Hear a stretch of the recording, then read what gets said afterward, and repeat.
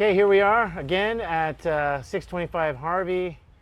We're going to do another tour, and this is one of our multiplex projects. And Gerard's going to take us on a tour and show us the progress. So we're on the final throws. We're probably 90% complete. The 10% yet to complete is finishing works. Most of the material is on site. We are waiting for the install of the kitchens, which are ready, and let's take a walk inside.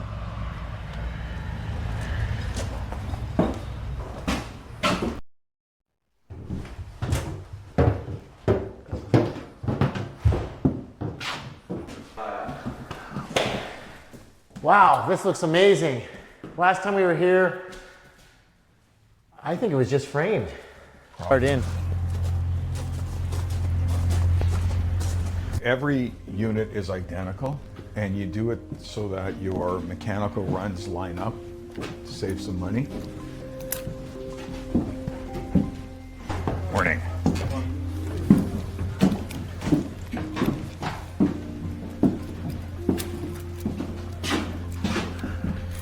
Mechanical, washer and dry. And this is it.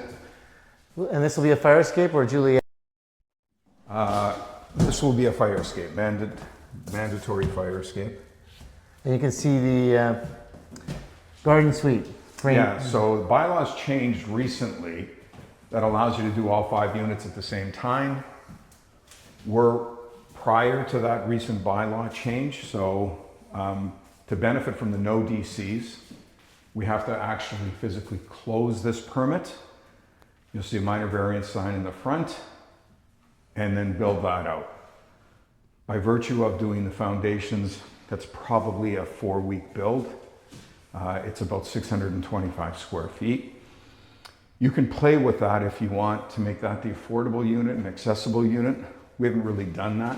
We've maxed out on the CMHC MLI Select scoring by efficiency, and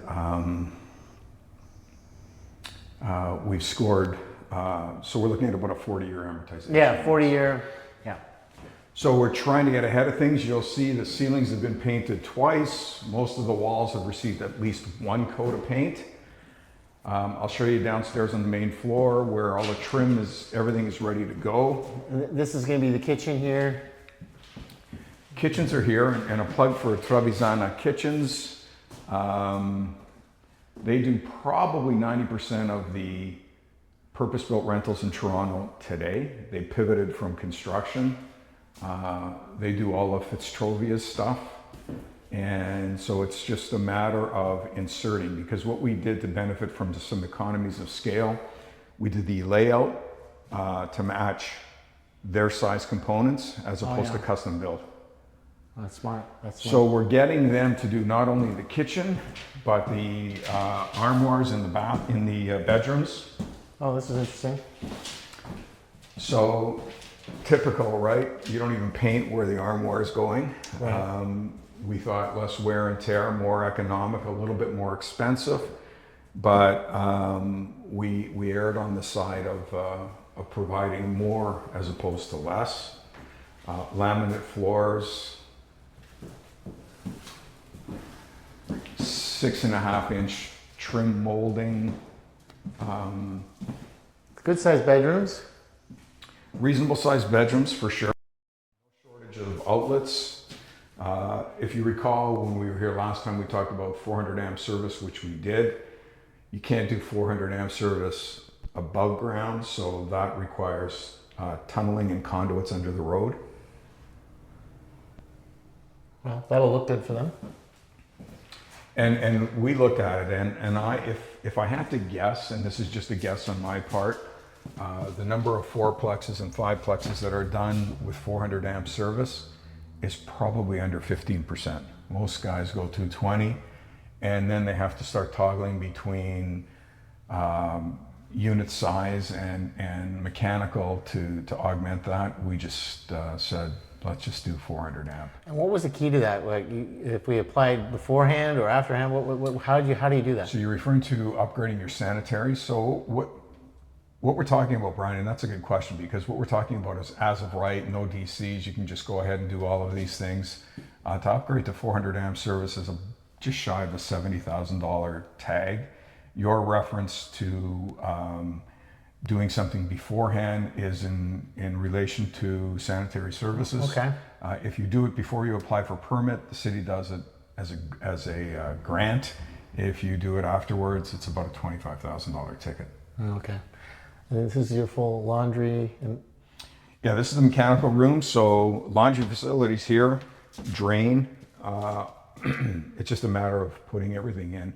We don't want to do any of that until the building's tied up, because you're kind of ripe for dings. and theft and whatnot. Your full-size bathroom here. So you'll see tiling, everything's been done. Electricians need a week to finish everything off. And an ensuite, nice. Ensuite here. Yeah, it's cool.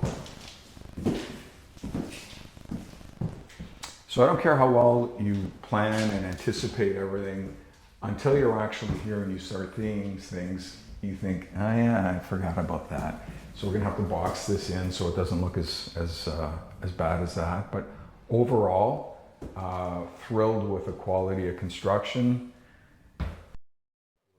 Reasonably on time. We're probably a week and a half behind right now, but we'll make that up as things start. Trades have been phenomenal. So it's been good. Yeah, this is fantastic. Nice. You know, the interesting thing, because we have permits on the next one we want to do after this one's completed. And this one was easy relative to neighborhood, no issues whatsoever. And that's largely driven by transition of the neighborhood. So on either side, they're renters. On the other one, either side were long-term owners who've lived there. They were way more difficult to deal with. So the advantage you have here is there's no community involvement. As long as you can appease the neighbors in some regards, you're okay. But when you have a neighbor on either side, they're going to object at committee of adjustment, which is unfortunate, but it's a function of what you deal with, and you just provide time for that. Okay, let's see the other units. So if you look around, the advantage when we bought here was really that you have a fairly deep rental pool just in the immediate area. So it gives you a sense on what you can charge, and we're on the higher end, but we're competing with older units that are probably 30 years old. So they're the same size comparatively, but they're a 2-bedroom unit without any amenities. So the in-suite amenities here are 5 appliances, in-suite, washer and dryer, air conditioned. None of the properties that you're competing against have those. So what are you hoping to get on a rent per square foot here? We're hoping about $320 a foot, which is comparable to the market.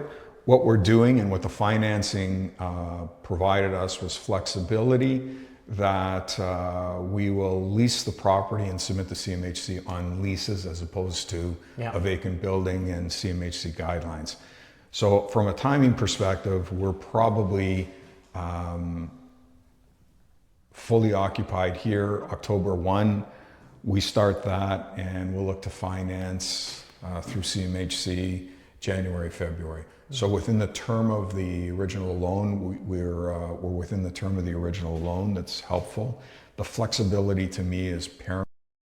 We're doing this, and that's Get it done quick. Pay a little bit more on the interest rate, but you get it done quick. You get it done quick, and that's the impetus for pushing. So I think we started this in the beginning of February. We're now the end of August, and as I said, I think we're maybe 10% of the way from complete. No, it's been a very fast build, a lot of units. Don't mean to put you on the spot, but I know there's been a lot of talk lately, CMHC reports saying there's like, we're overbuilding rental, and there's worry that lease rates are going down. What are your thoughts there? I think from an overall general perspective of the market, that's true. If you break it down into segments, a 1,100 square foot units like this that are 3-bedroom, vacancy rate hasn't moved. Vacancy rates have moved on the smaller units that are really rental properties and condominiums, but we're confident here that... Do you think it matters that it's new versus old? No, I don't think it matters that it's new versus old. I just think it's proximity to major transportation area. One of the things that brought us here was the benefit of the Eglinton LRT that we hope will be open by the time we're ready to lease. But I think maybe the new versus old, Brian, is important because the in-suite amenities on this you don't get anywhere else. So. Oh, yeah.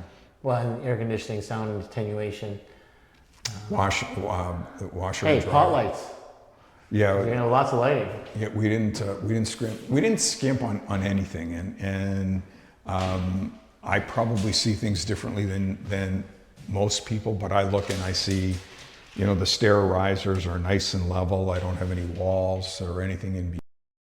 And what we did here is we admittedly overbuilt because we wanted to withstand kind of wear and tear.